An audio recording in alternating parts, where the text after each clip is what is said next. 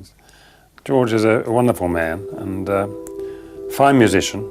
When people look back at the Beatles, most see them through the lens of Lennon and McCartney, two songwriters who defined the very core of modern rock music. Yet within that same unit was George Harrison, the so-called quiet Beatle, who for years struggled to have his voice heard. In a band dominated by two of the most prolific songwriters of the 20th century, Harrison's place was constantly under pressure. His early songs were dismissed, his role was minimized, and his frustration grew with every new project. For years, George Harrison lived in the shadow of Lennon and McCartney. They brought songs by the dozens, they dictated the direction, they shaped the albums. Harrison, meanwhile, had to fight for space. Often he was given a single track per record, sometimes two, and more often than not, his material was pushed aside. To the outside world, the Beatles looked united. But inside the studio, the reality was very different. This is why, when producer George Martin singled out what he believed was Harrison's finest work, it mattered more than anyone realized.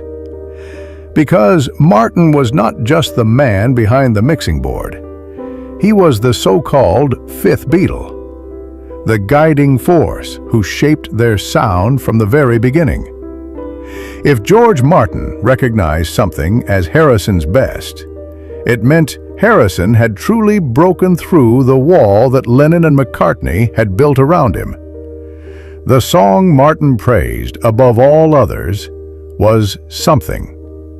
Written by Harrison for the Abbey Road album in 1969, it became more than just another Beatles track. It was the first Harrison composition to be released as a Beatles A-side single. It was a breakthrough moment that validated his years of struggle. But the story of how Harrison got there is one of rejection, tension, and a slow-burning resentment that almost tore the band apart. Harrison had been writing since the early days. As early as With the Beatles and A Hard Day's Night, he was already trying to push his songs into the group's catalog.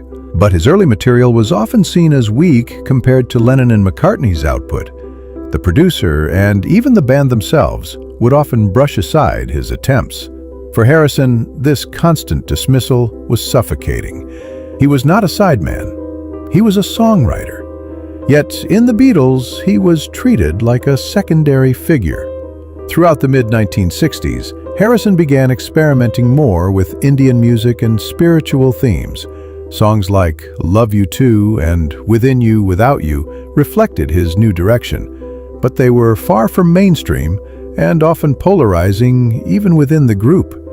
Lennon and McCartney tolerated them, but rarely celebrated them. To them, Harrison was dabbling in side projects, while the real songwriting was happening between the two of them. By 1968, however, Harrison's frustration had reached a breaking point. During the White Album sessions, he brought in material that he believed was as strong as anything Lennon or McCartney were producing. Yet he was still given limited space. Tensions boiled over, and at one point, Harrison walked out of the sessions altogether. His departure was short-lived, but it showed how little patience he had left for the dynamics of the band. And yet, while Lennon and McCartney were beginning to lose focus, Harrison was only getting sharper. He had been quietly stockpiling songs, refining his craft, and finding his voice as a writer. By the time the Abbey Road sessions began in 1969, Harrison had one song that would finally change everything. Something. George Martin immediately recognized its brilliance.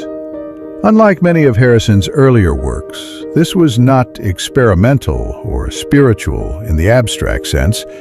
It was direct, melodic, and structurally perfect. Martin considered it the finest song Harrison ever wrote for the Beatles, and history would prove him right. The song became one of the most covered tracks in the entire Beatles catalog. Even Frank Sinatra would later call it one of the greatest love songs ever written, though, ironically, he initially credited it to Lennon and McCartney, a mistake that only underscored how Harrison's authorship was still overlooked. But the story of Something goes beyond praise. Its emergence exposed the deep fractures within the group. For the first time, a Harrison song was elevated to the same level as Lennon and McCartney's material.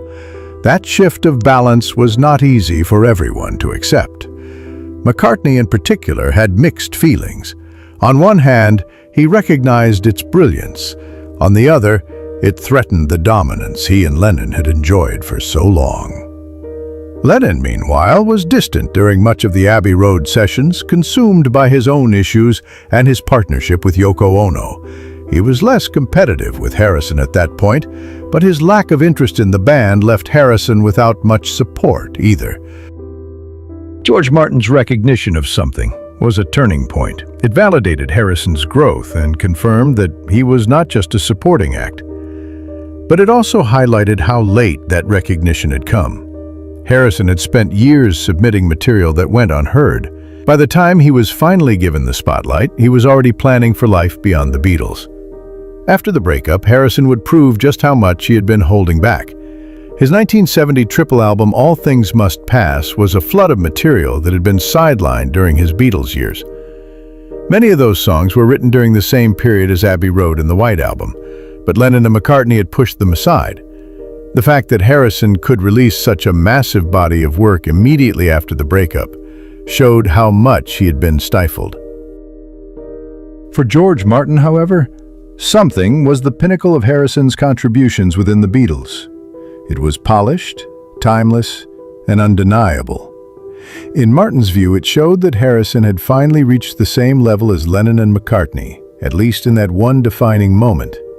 The irony, of course, is that by the time Harrison achieved that recognition, the Beatles were already falling apart. The Abbey Road sessions were tense, fragmented, and in many ways a farewell. While the medley on side 2 represented Paul's vision of tying loose ends together, and while Lennon drifted further from the group, Harrison quietly delivered the song that would become one of the album's cornerstones. Something is remembered today as one of the Beatles' greatest tracks. But for Harrison, it was more than just a song. It was vindication. It was proof that he could not only compete with Lennon and McCartney, but, in the eyes of George Martin, surpass them. The recognition might have come late, but it mattered. Because for years, Harrison had been fighting to be heard. With Something, he finally was. And in the history of the Beatles, that recognition stands as one of the most important shifts in the group's internal story. It was not just about one song. It was about a man who had been dismissed, who refused to give up, and who in the end wrote a track so flawless that even the man who had guided the Beatles from the very beginning declared it Harrison's finest achievement.